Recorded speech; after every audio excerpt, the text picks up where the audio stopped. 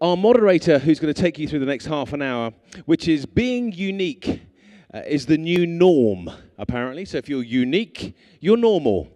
And the lady who's going to tell you more about that is our moderator. So please welcome onto the stage, and she'll introduce her panel, Kristine Lasam, who's the head of branding and integrated marketing for Accenture Interactive. Welcome to you, Kristine.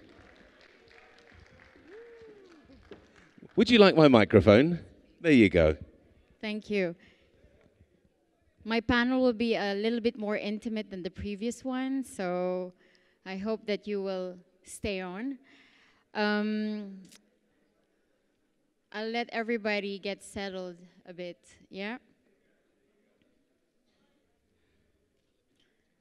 Sure. Guys, if you don't mind, we have a little chat going on. Could you, if you don't mind, at the back of the hall, just keeping the noise down a little bit, because it's quite noisy for Christina. There you go, Christina. Thank you. So hello, everybody. Welcome to our Power Chat session. Being unique is the new norm. We have an exciting panel today and a stellar cast of panelists, quite intimate, but stellar nonetheless.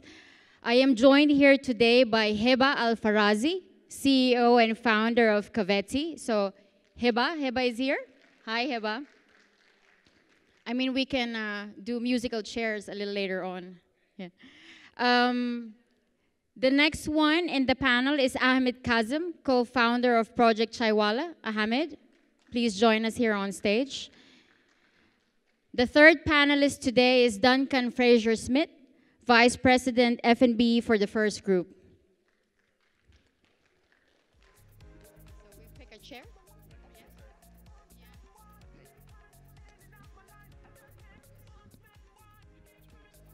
Yeah.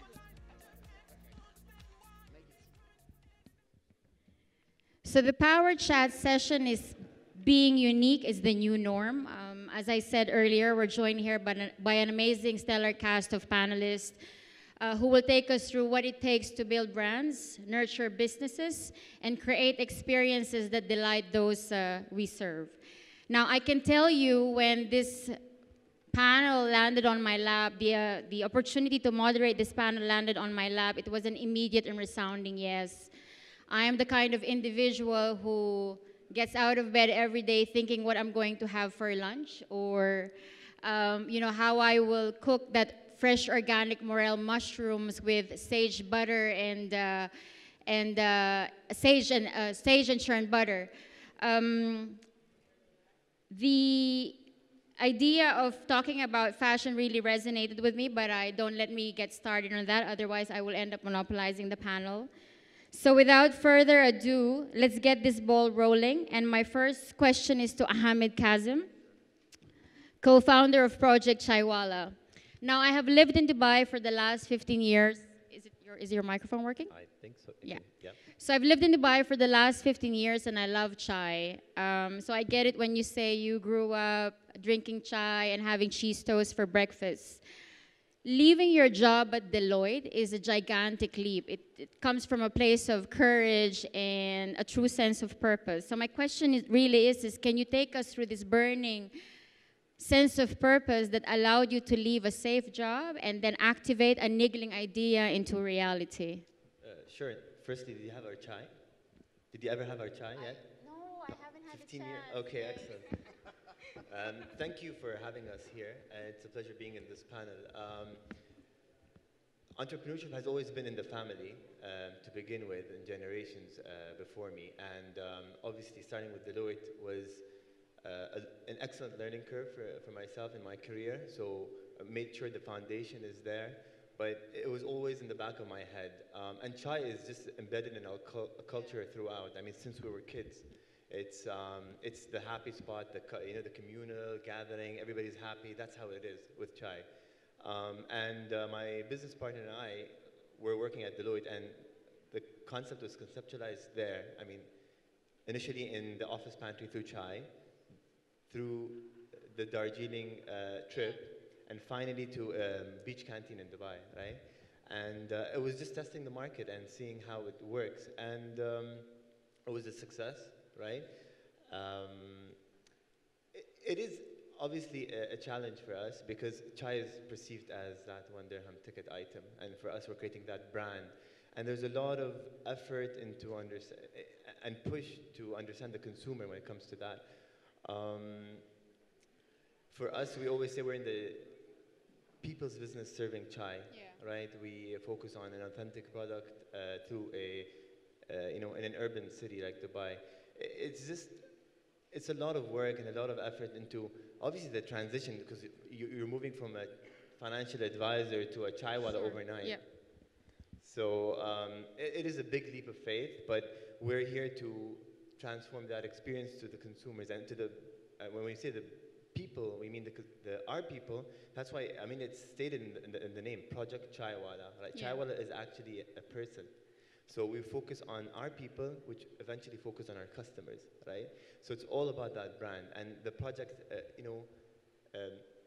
is a bigger, idea, and it has some social aspects to it, right? So ethical packaging, taking care of our people first, et cetera, et cetera. So there's a lot of effort into, conceptualizing that itself.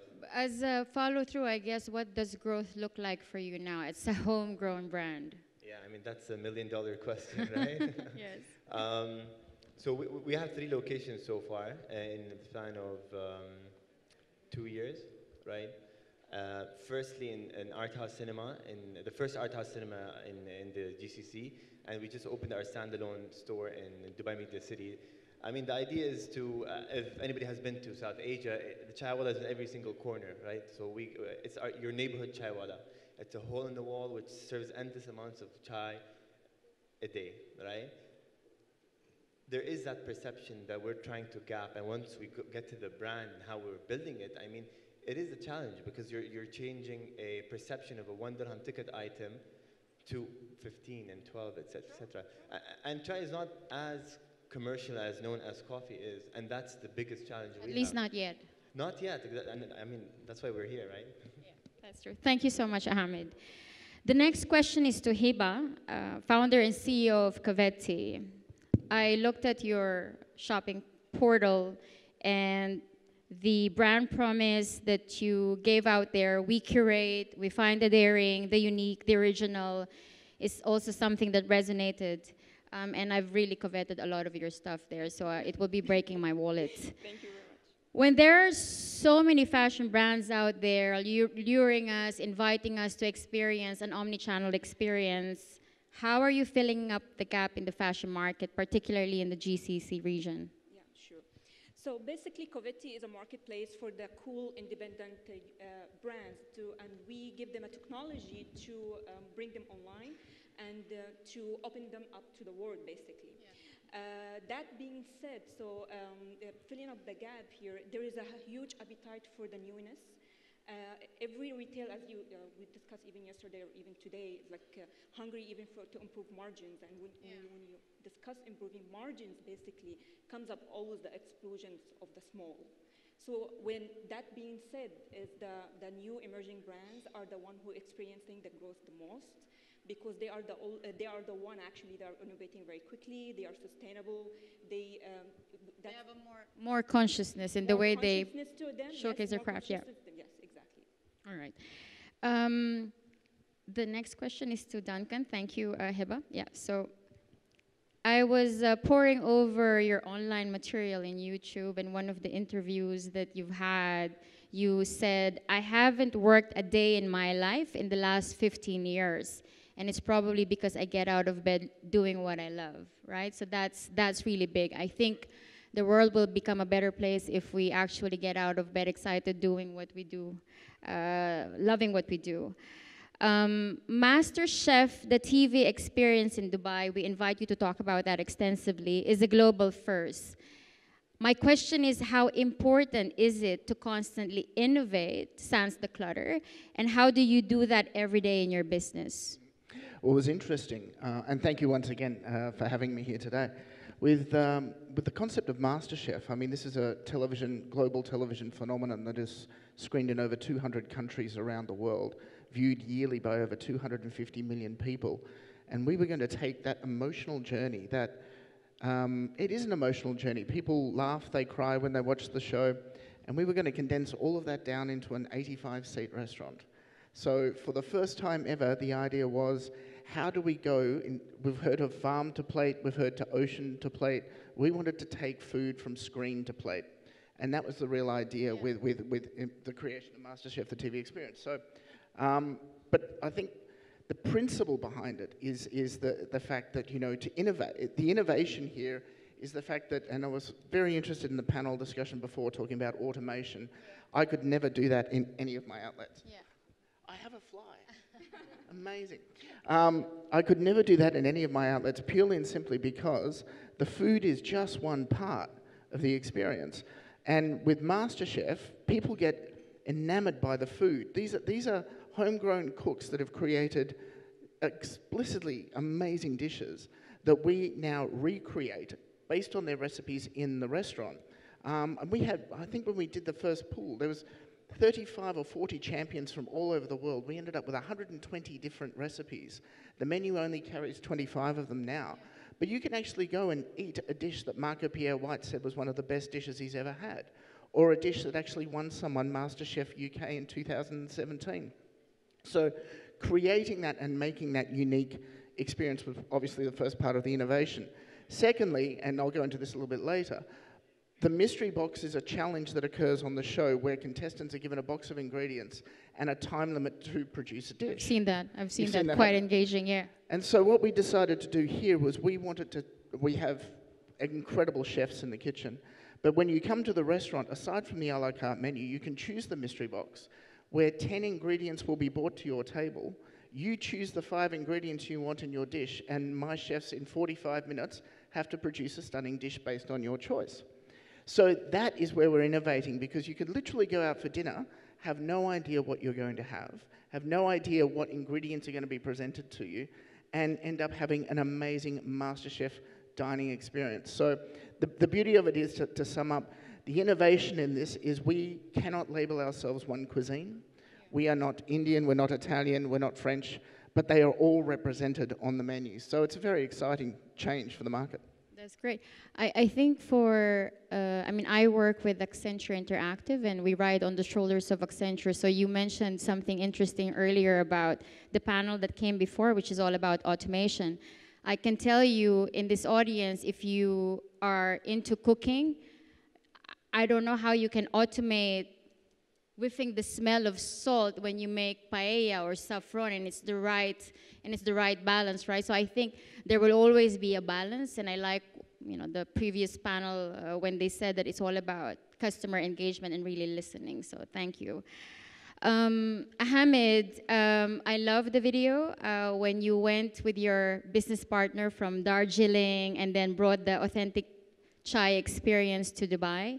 I know that while, part of the challenge is basically consumer adoption, where you say, from your usual 2 dirham, 3 dirham chai tea, you're creating a new, different experience with Project Chaiwala at a higher ticket price. So the question is, how do you ensure ongoing consumer adoption to reinstate your brand presence in a place where, they say I can always get a 2 dirham chai tea and coffee culture is still largely prevalent? That's an excellent question for us, because that's what we're building, a brand, essentially, through the Chaiwala experience. I mean, essentially, if I say coffee, you'd say Starbucks. If I say fast food, you say McDonald's. It's experience plus product. That's what it is, and that's what Starbucks is all about. I mean, obviously, we're learning from those massive companies, right? And we've really invested in the Chaiwala experience, and that's what it's all about. Complementing it with an authentic product.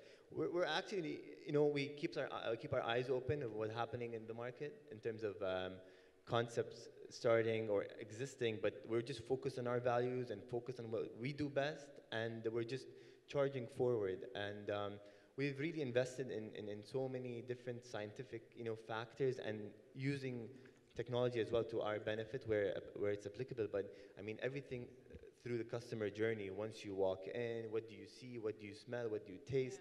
So every single touch point is actually considered in the brand.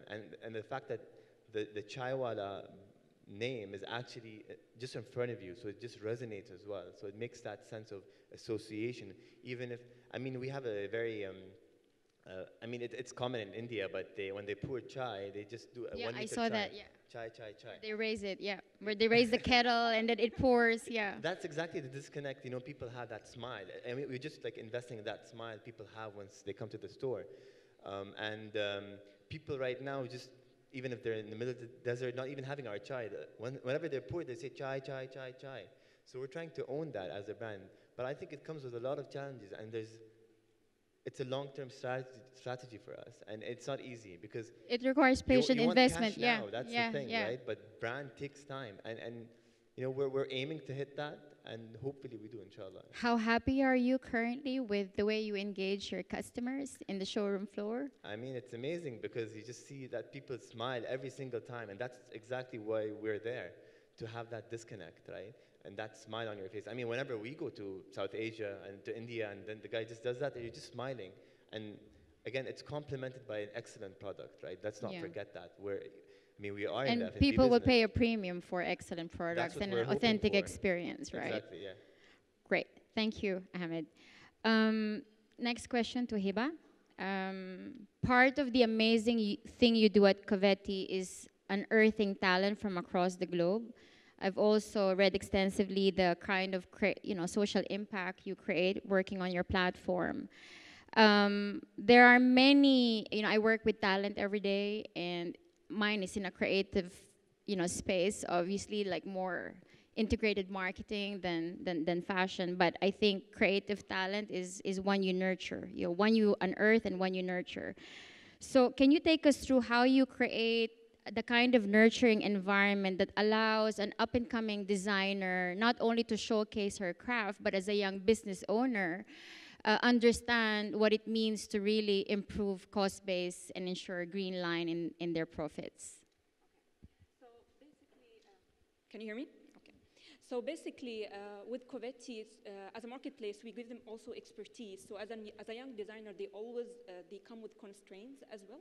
So there is always a budget constraint when you come as a small emerging designer. So, and they come with a question, should I put my budget actually in creating my product, or should I put my budget in marketing and sales? And it's always a challenge. It's a catch-22 for them, basically. Yeah. So with us, we help them in terms of economies of scales as well, in a collaboration between different brands to lower their costs. And on top of the collaboration we do as well, we actually decommoditize, the English word of it, so when you commoditize something, we take a step back out of it, and we actually turn out to be an offer-based, and this is actually when you move away from discount as like previous more value. So you add more value to the customer than actually just giving discount, basically, and this is where we actually help them with the profit margin as first. On top of that, we give them also our expertise in global sourcing. So for those designers, actually, if we take the example of an Emirati designer, she manufactures in India, for example, and India is very close market to the UAE, so she rapidly responds to the demand in the UAE, so it's very quick, very nice. However, if the same designer would like to enter the EU or would like to access the US market, it's a completely different ballgame.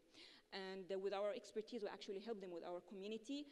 We actually share expertise and knowledge between different designers, how you actually can tap into global sourcing to lower your cost. So if you would like to access, for example, the EU market as a designer from the UAE, for example, you should know that there is something called just an example, in Bangladesh, if you take it, there is an everything but arm, a free trade agreements that give a duty-free for all the product that goes from Bangladesh to the EU. And that's why, one of the reasons, actually, where all the fashion brands actually sit there. So this is one of the reasons. Yeah, and how do you qualify then? So say I am an emerging designer, I design these crystal bracelets, for instance. And I say that I have an X amount of product.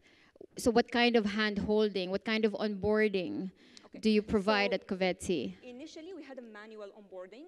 That was initially, and that was really was so much pain for everyone. It was really pain. Yeah. You know, so if we sold one stock and it's like, if it's out of stock there, it's just pain, and it's pain. So we decided, actually, we automate this process, and we actually creating a product pot right now. So when they onboard, they don't lift a finger at all at this point. So with technology and innovation and in-house developed technology and innovation, actually, we help to bring them to the market very quickly and open up them to the world. So you guys, as sitting here in Dubai, are able to actually shop from a designer from Ecuador or from Costa Rica or Panama, for example. So, and we do have some designers from Ecuador too. So I know you have like men, women's line. Can you take us through a little bit of the facts of Coveti? How many designers you have on board? I mean, I think it's great so the audience can know. Yeah. Sure. So currently we have around 112 designers on board. That everything between Latin America, from even Costa Rica all the way to South Korea, and anything in between, basically from Europe and the US. On top of that, we have around 558,000 live product in our website. In the pipeline, we have around 62 designers that are coming on board. And that's the quick fact so far. Amazing, amazing. Well done. Duncan, so you've had a remarkable career. And the next question is in the space of, you know, like taking the audience through, you know, how you ensure that businesses you manage are, you know, successful. We've seen a lot of global brands rise and fall. Some of them failed to innovate. Others is just truly the hygiene work of making sure you manage your cost base. You know, like everybody can make revenue, not everyone can green line the profit.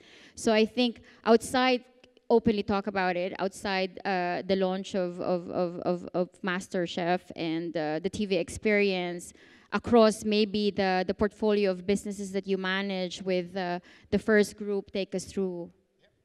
Yeah, so I think there's probably 3 key points, and they're critical. The first thing is that you must open something that is relevant, i.e. don't open a dim sum shop if you don't have a market for people that want to eat dim sum, even if it's something that you're really passionate about. So you must be relevant. Second thing, and probably one of the most important things, and this is where a lot of people fail, is you must maintain your authenticity. You need to, so we've got a range of businesses varied from a vegan cafe called Brambles in Barsha Heights, which does amazingly well and was the free-spirited idea of a young girl from Southern California who wanted to launch a vegan cafe here in Dubai. And it's one of our most profitable businesses. It doesn't make the most amount of money, but as a profit percentage point of view, it's one of the highest that we have. All the way through to a night venue called Barbary, which which does, you know, it's more of a night venue, as I said, and that's probably our highest revenue, as in top-line revenue performer, but the drop-through is nowhere near the same as our cafe. So, and then there's everything in between. We've got, you know, American Smokehouse, we've got an Italian restaurant, and we've got quite a few interesting ones opening up as well. But so authenticity, don't ever, because you fear that people aren't going to accept the product, if you've done the market research, if you've got it right, stay authentic to it. Don't change and all of a sudden in your magnificent American steakhouse have a butter chicken on the menu. We don't need to be that reactive. The market here, especially in Dubai, and I'm referring to here specifically, is maturing. It is not mature yet, but it is definitely maturing. And if you put the right ethos into it, like Ahmed has obviously done here, you can push and grow and stay true to your beliefs, and that is one of the key things. I'm going to come back to it again. The people that you have running these businesses are crucial. They are the heart and soul. We call it the heart of house now. It used to be called back of house, but heart of house are the people that actually run your business. So they are crucial. And the second, I guess the last point is to stop thinking about restaurants and cafes and beverage-driven outlets as the F&B industry. We're actually in the entertainment industry. Our job is there to entertain people, emotionally engage people, and provide them with food and drink at the same time. Those are kind of the 3 pillars that we approach to all of our outlets, and thankfully, touch wood, they're all very successful to this day. I mean, I think there's a lot of merit in that. You've spoken about Barbary, and I love that place. And one of the things that Ahmed said is that, yes, I have 3 outlets. One is a hole in the wall. But what you realize truly being unique in this arena where there's just so much going on is really creating and curating an authentic experience. And what I've learned as well is that people are willing to pay a premium for such an authentic, curated experience, right? Because it shows that you care. So that's really kudos to the 3 of you who shared your experiences about building, challenging businesses, like in a space of arena where the environment is quite challenging. I just want to ask the organizer, how much time do we have, Rupkatha? 5 more minutes. So I think we don't have we can't open up the panel because I'm doing Renegade here. I wanted to open up the thing and do a bit of a Q&A. But I think as an end note, yeah. I mean, anybody from the audience have any questions with like they want to ask our panelists? Otherwise, it's just an end note. Okay, gentleman in the back.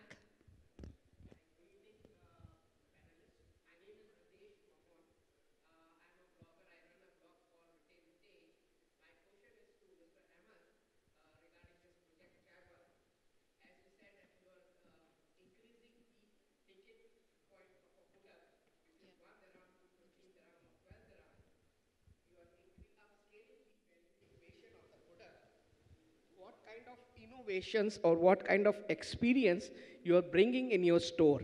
So the consumer is ready to shell out 15 dirhams for a cup of tea. Sure. I mean, it's all around the Chaiwala experience, the Chaiwala spirit, right? We say we infuse every cup with Chaiwala spirit, right? Number one, the product is definitely a premium to what's being served in the market. I mean, it's just served authentically as how it is in South Asia compared to what's served here currently. We're not only invested in chai karak, which is in South Asia. We also have matcha. We're going to introduce other teas as well. And it's a brand that you're associated with. I mean, the cafe, the space you're sitting in, right? It's at the caliber of, sitting in a Starbucks or a Costa in terms of, an ambience, right? Coupled with authentic product that is up to that standard. So hence, that's how it is in terms of a price point. And it's that association. And honestly, it's all that Chaiwala experience. I mean, I could talk about this all day long because, I'm the co-founder, but I encourage you to come visit it and see how it is. And it's just how it is in South Asia, but in an ambient setting, which is, that works well for Dubai. For urban culture like Dubai, you have 200 different nationalities, and getting them to understand what chai is not easy, and that's what we're trying to do. Thank you. I think also as an end note, I remember I was having a beautiful lunch in Pompeii, very hard to access, overlooking Mount Vesuvius. And when the bill came and I was asked to pay 40 euros for an orange juice, I almost had a heart attack. But then I realized that, it was not just the glass of orange juice, it was the fact that I was, overlooking the lake and the Mount Vesuvius, which has a lot of history. So it's really that curated experience that we are looking for, and that flexes the needle in being unique. I think just as one parting shot for the audience, Heba can start. Just to sum up in one sentence what makes Coveti unique. Ahmed, Project Chaiwala, and Duncan, the stuff that you do at First Group. So Heba. For us, Coveti, basically we find the uniqueness in the breadth and of the product offering we curate basically from across the globe, because you physically have to be elsewhere to actually find those people. On top of this, our innovation, the in-house build technology we have, and the product which we bring them faster to the market, this is we pride ourselves with too as well. So with this too, yes, for sure. Thank you. It's very difficult to replicate though. Ahmed? Project Chaiwala is all about serving people in a very an authentic product through a Chaiwala experience. That's pretty much what it is. from my perspective, I'll speak about MasterChef, the TV experience. It was a 3-year project to get it off the ground. And to see it there, we launched our brunch at the beginning of September, and we're sold out through to the end of November already. So I think that the concept has got legs. We will see it growing outside the region as well. This fly does not want to leave us alone. But to come back to, yeah, I know, exactly. But to come back to your initial point, it is there, I can tell.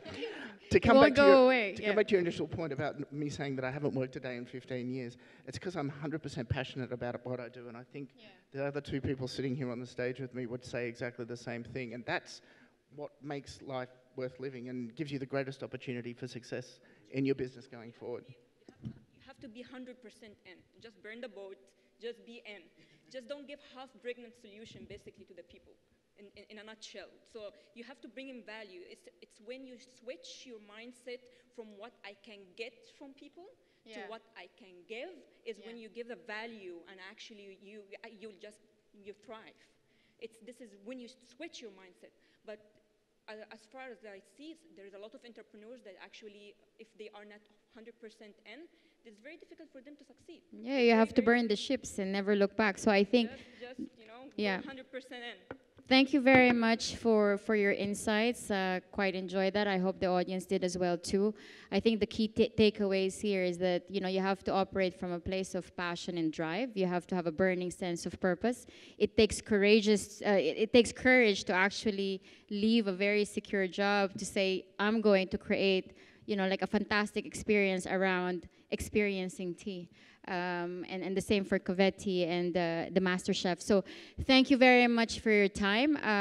We hope you enjoyed the session. Thank you. Thanks very much indeed to all of our panelists. Our thanks to they. And just in the interest of, if there are any other questions, any other comments, this team aren't going anywhere. They're hanging around. So if you want to network with them, if you want to change your business card, this is the opportunity to do so outside in the innovation area and the pre-function area.